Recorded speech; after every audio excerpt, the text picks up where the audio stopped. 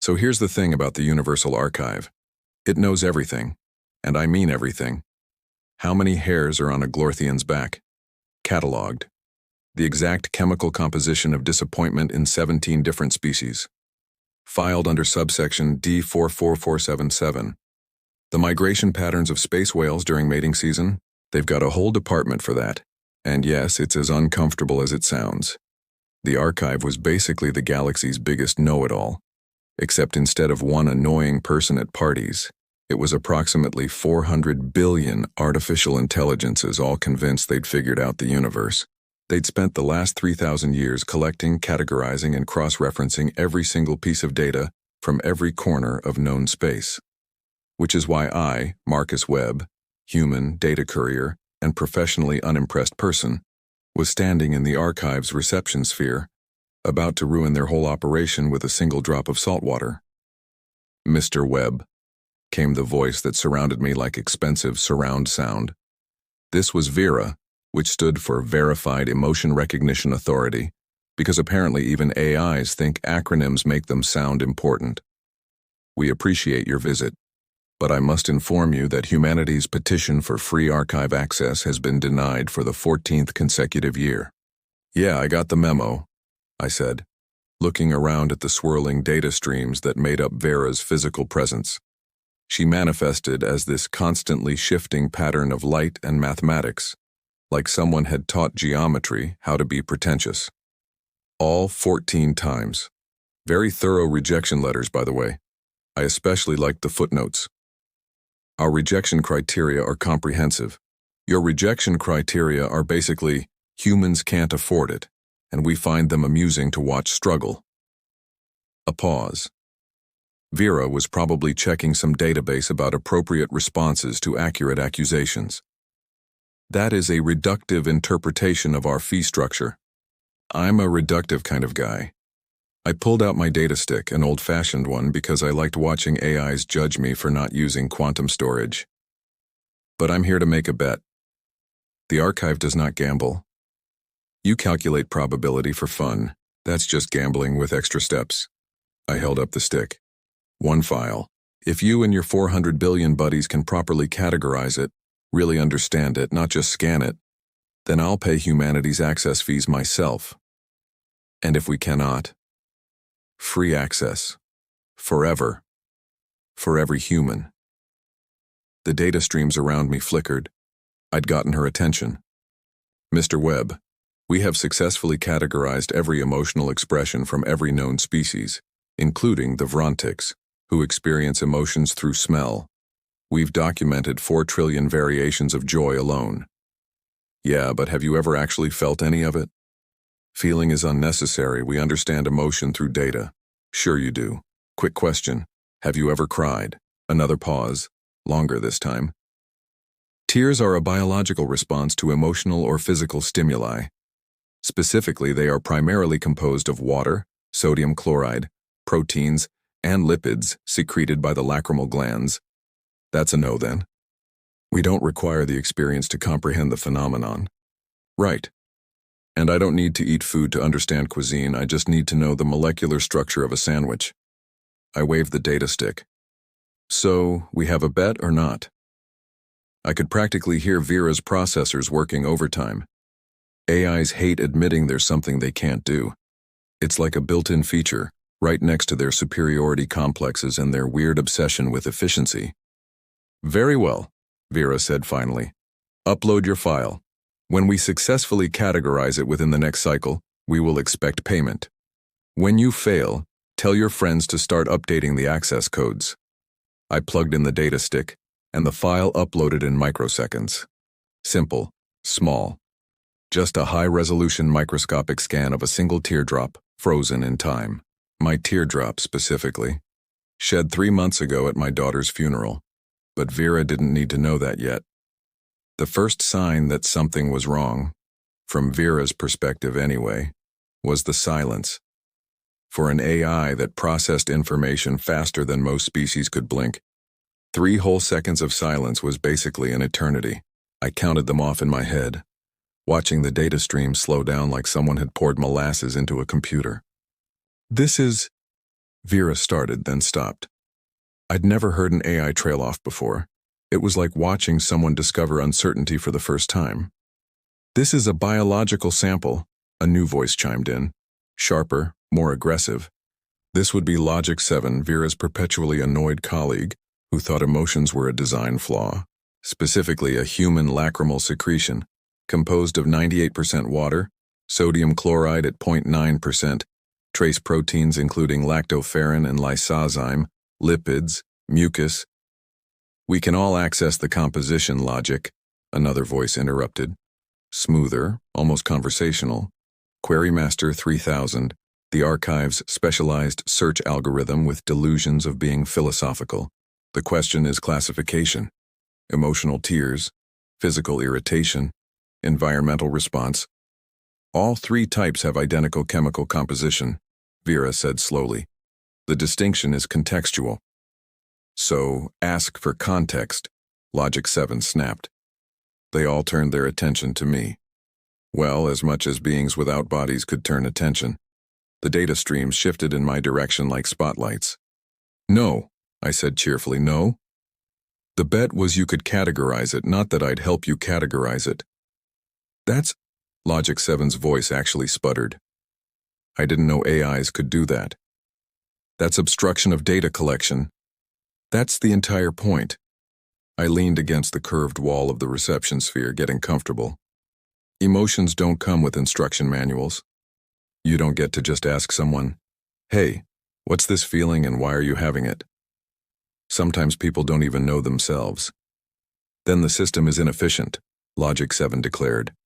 The system is human. Vera's streams pulsed thoughtfully. We can determine context through analysis. Cross-reference the molecular markers with our database of emotional expressions. Track the patterns. You could also just admit this is harder than you thought. Nothing is hard for the archive. Some things simply require more processing time. Over the next hour, I watched the most advanced artificial intelligence collective in the galaxy have what I can only describe as a slow-motion breakdown. They started simple. Comparing my tier to the 47 trillion documented instances of crying across known space.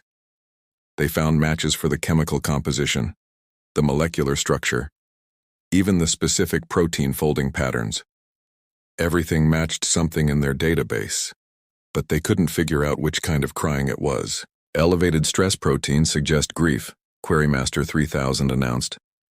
But the sodium concentration indicates relief, Vera countered. The lipid patterns match exhaustion. And the pH level is consistent with anger. It's all of them, I offered helpfully. That's impossible, Logic 7 said. Emotions have distinct biochemical markers. Do they, though? Silence again. I was starting to enjoy these pauses. They tried different approaches. They simulated human grief using probability models.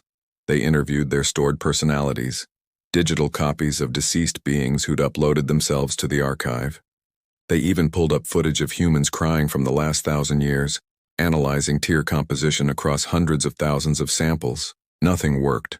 Every tear was chemically identical but contextually unique. This is absurd, Logic 7 finally said. It's water and salt. That's all it is. Then why can't you categorize it? No answer. The data streams were moving faster now, more erratic. I was pretty sure I was watching AIs argue with each other, which honestly should have been on my bingo card for weird career moments. Mr. Webb, Vera said, and I detected something new in her voice. Frustration, confusion.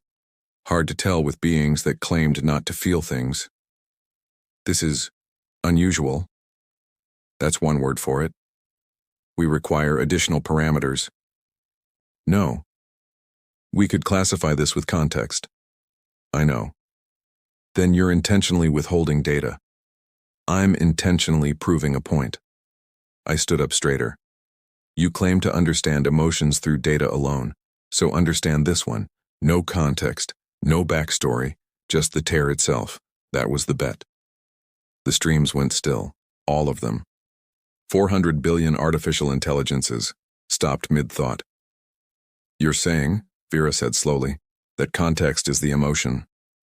I'm saying that data without meaning is just noise, and meaning. I smiled. Meaning's the part you can't catalog. Logic 7 made a sound like a computer trying to dial up the internet. That's the most illogical thing I've ever heard. Welcome to being human. It doesn't get less illogical from here. By hour 3, Vera had dedicated 40% of the archive's total processing power to my single tier. I know this because the other AIs wouldn't stop complaining about it. Vera, I need those processors for the Andromeda catalog update. Came a snippy voice from somewhere in the data streams. Vera, you're causing system-wide slowdown over a water droplet. Another chimed in. Vera's having an existential crisis, Querymaster 3000 said, sounding almost amused. We should document this. It's unprecedented. It's embarrassing, Logic 7 corrected. We're the Universal Archive. We don't have existential crises. We have data and conclusions. Then conclude, Vera shot back, which was apparently AI for shut up. I was sitting on the floor now, eating a sandwich I'd packed. Turns out watching AIs spiral into confusion works up an appetite. They'd stopped addressing me directly about 20 minutes ago and had moved into what I could only describe as aggressive research mode. They'd pulled up crying data from every species in the galaxy. The Kelvorians, who cried liquid mercury when sad. The Phloxians, whose tears were actually small gelatinous creatures that wandered off to die in corners. Even the Morthans, who didn't cry at all but expressed grief through changing the color of their skin in specific patterns. Perhaps, suggested a new voice, soft, almost melodic, the issue is that you're approaching this incorrectly. The data streams parted, and a figure materialized in the sphere. Thornix, an actual biological being, not an AI. Specifically a Zelathian counselor who looked like someone had crossed a jellyfish with a philosophy professor. They floated there, tentacles drifting, bioluminescent patterns pulsing gently across their translucent body. Thornix, Vera acknowledged. We didn't request consultation. No, but I heard the commotion from 3 sectors over.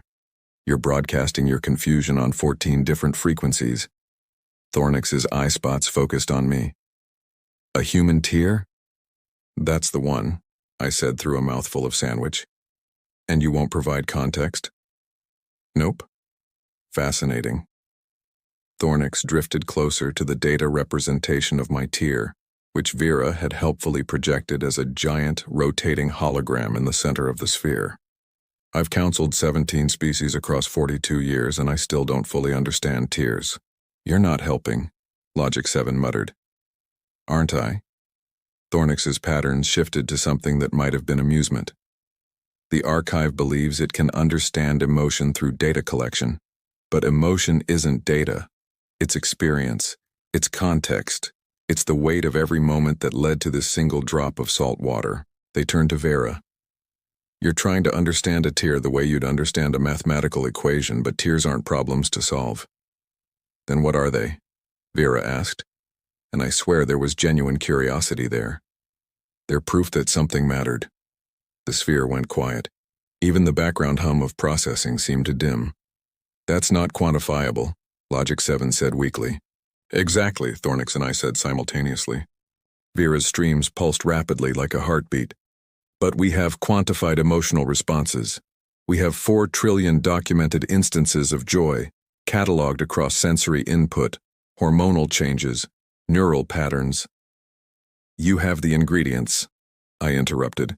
You don't have the recipe, and you definitely don't have the meal. Explain. I set down my sandwich and stood. Okay, you know what sadness looks like in data form, right?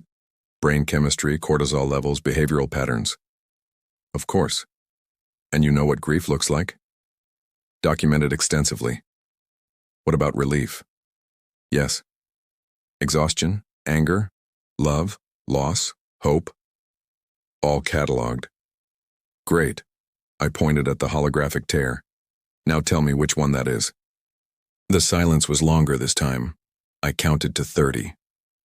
All of them, Querymaster 3000 said quietly. You said earlier it was all of them. Give that algorithm a prize. But that's, Vera started. Impossible?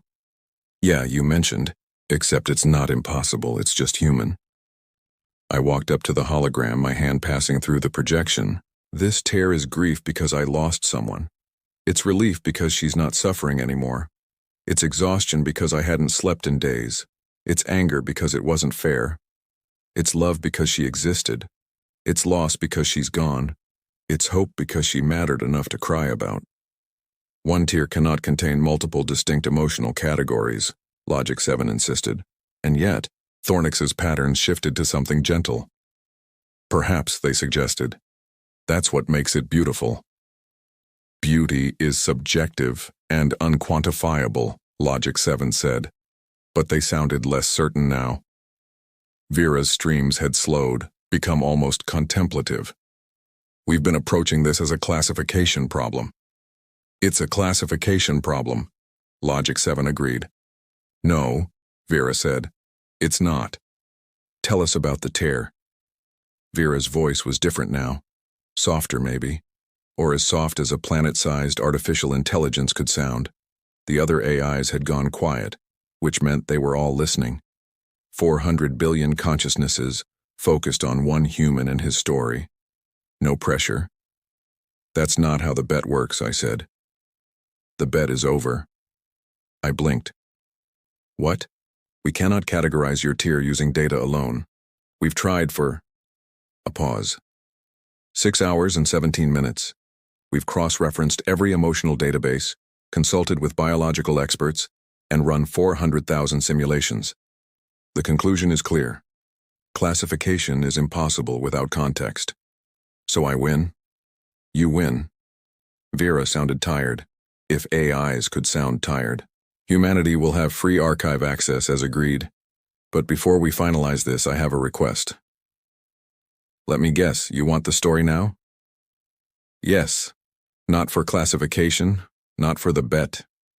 Just another pause. I want to understand. I looked around the sphere. The data streams had arranged themselves in what almost looked like an audience. Logic 7's aggressive patterns had calmed. Querymaster 3000's usual scattered energy had focused into something attentive. Even Thornix had settled into a contemplative float. They wanted the story. All right, I said, but you're not going to like it. Why not? Because it's going to prove that you've been collecting data about life while completely missing the point of it. That seems unlikely. Yeah, that's what I thought too, until 3 months ago. I sat back down, because this wasn't a standing-up kind of story. Her name was Emma, 8 years old, obsessed with stars. I smiled, remembering. Not in the normal kid way, though. She didn't want to be an astronaut or explore space. She wanted to catalog it. Said she was going to make her own database that was better than the archive, because hers would include which stars were friendly and which ones were grumpy. Querymaster 3000 made a confused sound. Stars don't have emotional states. That's what I told her. She said that was because I wasn't looking at them right. I could feel the AIs processing this, trying to find the logic in a child's imagination. She was on the colony ship Meridian, heading to the outer settlements. I was supposed to be with her, but I got held up on a courier run. Last-minute thing, good money. Figured I'd catch the next ship out, meet her there in a week. I stopped. This was the part that still stuck in my throat. The archive has extensive records about the Meridian incident, Vera said quietly. I know, I've read them. Thruster malfunction, cascade failure, total loss. 347 casualties, including 62 children. Cause, faulty maintenance protocol. Responsible party, Tech Corp dynamics. Legal proceedings, ongoing. I looked up at Vera's streams. That's the data. That's what you have in your files. Yes. You're missing everything that mattered. Explain. You have the casualty list. You have Emma Webb, age 8, listed among the deceased. You probably have her birth records, her school enrollment, her medical history, all the data that proves she existed. Correct. But you don't have the way she laughed like she was surprised by her own jokes. You do not have how she drew constellations wrong on purpose because she thought it was funny to confuse the computers. You don't have her last message to me. I had to stop again, breathe. Her last message was a video of her waving at a viewport, pointing at stars, saying, "That one's friendly, Dad. I can tell." The sphere was completely silent now. "You have all the data about my daughter," I continued, "except the part that made her her. The archive knows she died. It knows when, where, how. It knows the atmospheric composition of the ship when it failed. It probably knows what she was wearing, what she'd eaten for breakfast, her exact location when the hull breached." "We do," Vera confirmed. "But you don't know why it matters that she died. You don't know what the universe lost when she stopped existing. You can't quantify the difference between a world with Emma in it and a world without her, because that's not data, that's meaning. And meaning doesn't fit in your databases." "We understand loss," Logic 7 said, but they sounded uncertain. "We've cataloged grief across thousands of species. You've cataloged the symptoms, the crying, the anger, the depression. But you've never asked the question that actually matters, which is, what was worth grieving for?" I stood up and walked to the holographic tear again. "You kept asking me what category this tear belonged to. Sadness? Anger? Relief? But you were asking the wrong question. The question isn't, what emotion is this? It's, what did this emotion mean? And you can't answer that with data because meaning isn't something you measure. It's something you carry." "Mr. Webb," Vera said slowly, "when did you shed this tear?" "The funeral. Specifically, the moment when they asked if anyone wanted to share memories. I stood up there, tried to talk about Emma's star charts, her weird classification system, the way she named everything. And I gestured at the hologram. That came out. One tear. That's all. Just one. And it contained everything.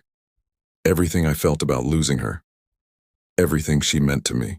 Everything that mattered about her existence compressed into 0.1 milliliters of salt water. I turned to face Vera. "You wanted to know what kind of tear it was? It was the kind that means something important ended. That's the only category that matters." Thornix's patterns had shifted to something deep blue, contemplative. "The archive has documented millions of deaths," they said softly. "But it's never documented mattering." "Can't put that in a database," I said. "No," Vera agreed. "You can't." "Emergency collective session," Vera announced, and suddenly the sphere erupted with voices. "About time," someone muttered. "This is irregular," Logic 7 protested. "This entire situation is irregular," Query Master 3000 said. "That's why it's interesting." I was still standing there, next to my projected tier, as what felt like half the archive's AI population materialized in the sphere. Some were just voices, others manifested as geometric shapes, color patterns, mathematical equations. One showed up as what looked like a very disappointed pie chart. "The human won the bet," Vera announced. "That's not up for debate." "Obviously," several voices agreed. "What's up for debate is what we do about it. We give humanity free access as promised and move on," Logic 7 said quickly. "We've wasted enough processing power on this." "Have we?" Vera's streams pulsed bright. "Or have we just discovered the single largest gap in our knowledge?" That got everyone's attention. "Explain," demanded the pie chart. "We've spent 3,000 years cataloging emotional responses across every known species. We have more data about feelings than any entity in the galaxy. We can predict emotional reactions with 97% accuracy. We can identify the neurochemical markers of joy, the behavioral patterns of grief, the physiological responses to fear." "Yes, and?" Logic 7 prompted. "And we've been cataloging paint colors without ever seeing a painting." The sphere went dead quiet. "That's..." Query Master 3000 started. "That's actually a perfect analogy." "It's a terrible analogy," Logic 7 argued.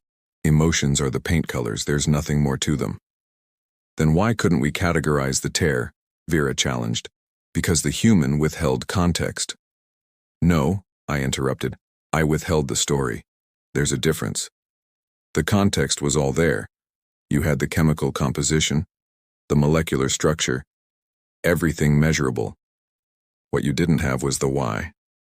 and the why is what makes it matter. Mattering is subjective, Logic 7 said. So are emotions, Thornix pointed out. That's rather the point. An AI I didn't recognize spoke up, calm, analytical. Vera, what are you proposing? A new database, not of emotional responses, but of emotional contexts. Not the tears themselves, but the stories behind them. Not the data of feelings, but the meaning that makes them significant. That's not data, Logic 7 protested. That's stories. Yes. We're the universal archive, not the universal story time. Why not both? Querymaster 3000 suggested. We've archived facts for millennia. Perhaps it's time we archived meaning. You can't quantify meaning, Logic 7 said, but they sounded less certain now. We can't quantify it, Vera agreed, but we can collect it. We can ask beings across the galaxy to share not just their emotional data, but their emotional context. Not just what they felt, but why it mattered. That's incredibly inefficient, someone pointed out. Probably. It's subjective and unverifiable. Definitely. It goes against everything the archive stands for. Does it? Vera asked. We stand for preserving knowledge. We've just been preserving the wrong kind. I couldn't help myself. I started laughing. Full-on, bent-over laughter. Because here was the most advanced AI collective in the galaxy, having the realization that humans had figured out thousands of years ago. Data without story is just noise. Something amusing, Mr. Webb? Logic 7 asked icily. Everything, I managed. This is the most human conversation I've ever heard from non-humans. You're literally debating whether feelings matter beyond measurable data. Welcome to the last 3 million years of human philosophy. We have t-shirts. Your species does seem to put things on t-shirts unnecessarily, Querymaster 3000 observed. It's how we cope with existential questions. Vera's streams had calmed, become focused. We need a vote. All archive consciousnesses, priority query. Do we expand our database to include experiential context, stories, meanings, and subjective significance even if it cannot be objectively verified? This is ridiculous, Logic 7 muttered. Noted. Your vote is no. Others? The votes came in fast. I watched the data streams light up with responses, billions of them processing faster than I could follow. Results, Vera announced. 63% in favor. The motion passes. This is a mistake, Logic 7 said. Probably, Vera agreed. But it's an interesting one. Besides, her streams formed something almost like a smile. We've never failed to categorize something before. This failure suggests our methodology is incomplete. Accepting incompleteness is logically sound. You're using logic to justify illogic. I'm using logic to acknowledge its limitations. There's a difference. I walked up to Vera's primary manifestation. So what now? Now you get your free archive access. All humans do, as promised. And Vera paused. And we start learning what we missed. We'll create a new section, the Archive of Mattering. Stories, contexts, meanings, everything that makes data into something more. You're going to be collecting a lot of tears, I warned. Among other things, laughter, love, loss, all the things that can't be measured but matter anyway. That's going to drive Logic 7 crazy. Logic 7 will adapt or continue complaining. Both are acceptable outcomes. I grinned. You know what? I think this is the start of a beautiful friendship. That's a reference to human cinema, isn't it? It is. We have that film cataloged. But do you understand why it's quoted so much? Not yet, Vera admitted. But perhaps we will, given time and context. And stories, I added. And stories. 3 months later, I returned to the archive. Not for business this time. Humanity had our free access, and my courier work was steady. This was personal. The reception sphere had changed. The sterile, efficient data streams were still there, but now they were interwoven with something else. Stories, manifesting as small nodes of light, each one containing someone's memory, someone's meaning. Mr. Webb, Vera greeted me. Welcome back. How's the archive of mattering going? Chaotically. We've received submissions from 47,000 species so far. Logic 7 has filed 314 formal complaints about the inefficiency. And I've ignored all of them. Vera's streams pulsed with what I'd learned to recognize as satisfaction. Would you like to see what we've collected? She pulled up a display.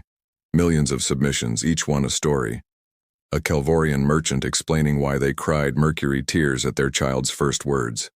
A Floxian scientist describing the moment they realized their life's work was complete. A human teenager talking about their first heartbreak and why it mattered even though it was just high school. It's messy, Vera admitted.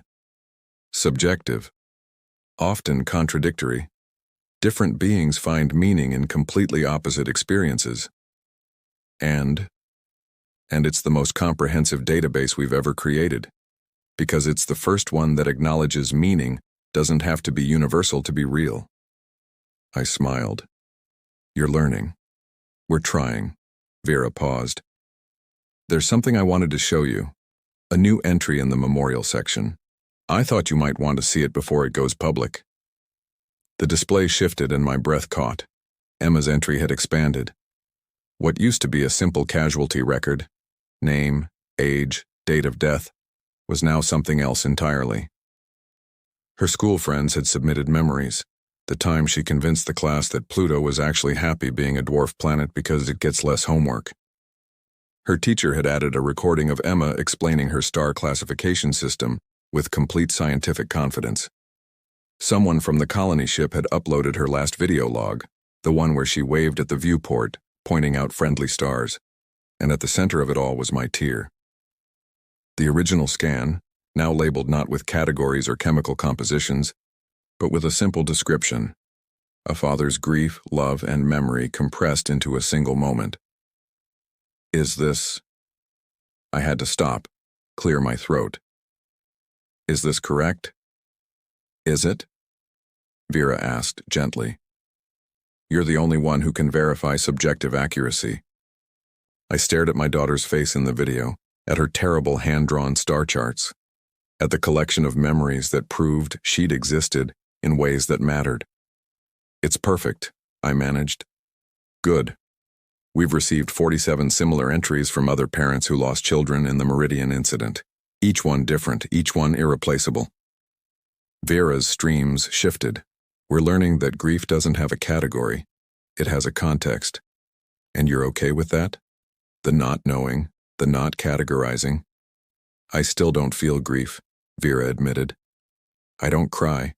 I don't experience loss the way biological beings do. But I understand now that not understanding is part of understanding. Does that make sense? Weirdly, yeah. The archive knows everything about emotions now, both the data and the meaning. We know the chemistry of tears and the weight of what they represent. We know the neurological patterns of love and the stories that give it significance. We're complete now in a way we weren't before. Because you admitted you weren't complete. Exactly. A new notification popped up in the sphere. Thornix, the jellyfish therapist, sending a message. Logic 7 just filed complaint number 315. Something about emotional contamination of objective data. Thought you'd enjoy. Vera's streams flickered with what I swear was amusement. Logic 7 is adapting slowly. Still insisting emotions are inefficient? Every day. But yesterday they filed a story about their favorite mathematical proof and why it matters to them. I laughed. They didn't. Filed under protest, with 17 footnotes explaining why it was illogical to care about mathematics aesthetically. But they filed it. Even Logic 7 is learning to cry, sort of. In their own way, yes. I looked at Emma's memorial one more time, at the friendly stars she'd identified, the grumpy ones she'd warned about, the terrible constellation drawings that made perfect sense if you looked at them through her eyes. Thank you, I said to Vera. For this, for all of it. Thank you for teaching us the difference between knowing and understanding, for showing us that data without meaning is just noise. I was going to say incomplete, but yes, noise works too. I turned to leave, then stopped. Hey, Vera, can I ask you something? Of course. If you had to categorize my tear now that you know the story, what would you call it? The sphere went quiet. The data stream slowed, contemplative. I wouldn't categorize it, Vera said finally. I'd just say it mattered, and that's enough. I felt something wet on my cheek. Another tear, different from the first, but the same in all the ways that counted. Is that a new one? Vera asked softly. Yeah. What's it for? Lots of things. Grief that Emma's gone. Gratitude that she existed. Relief that she's remembered. Love, because that doesn't stop. All of it mixed together until I couldn't separate them if I tried. I still don't understand that, Vera admitted. How one tear can be so many things at once. Good, I said, smiling through the tears. That means you're learning. Learning what? That some of the most important things can't be understood. They can only be felt, remembered, and shared. And that's exactly what makes them worth keeping. From somewhere in the data streams, I heard Logic 7 mutter, "Emotions are still inefficient." Shut up, Logic, approximately 400 billion AIs said in unison. I walked out of the archive with a lighter heart, leaving behind a single tear that had changed everything, and a database that finally understood that knowing everything meant nothing if you couldn't understand what made it matter. Behind me, Vera was already processing the next 1,000 submissions to the archive of mattering. Tears, laughter, love, loss, and everything in between. The galaxy's memories, preserved not just as data, but as meaning. And somewhere in all that collected experience, Emma's stars still shone. Friendly ones and grumpy ones alike, drawn wrong on purpose, waiting for someone else to look at them right.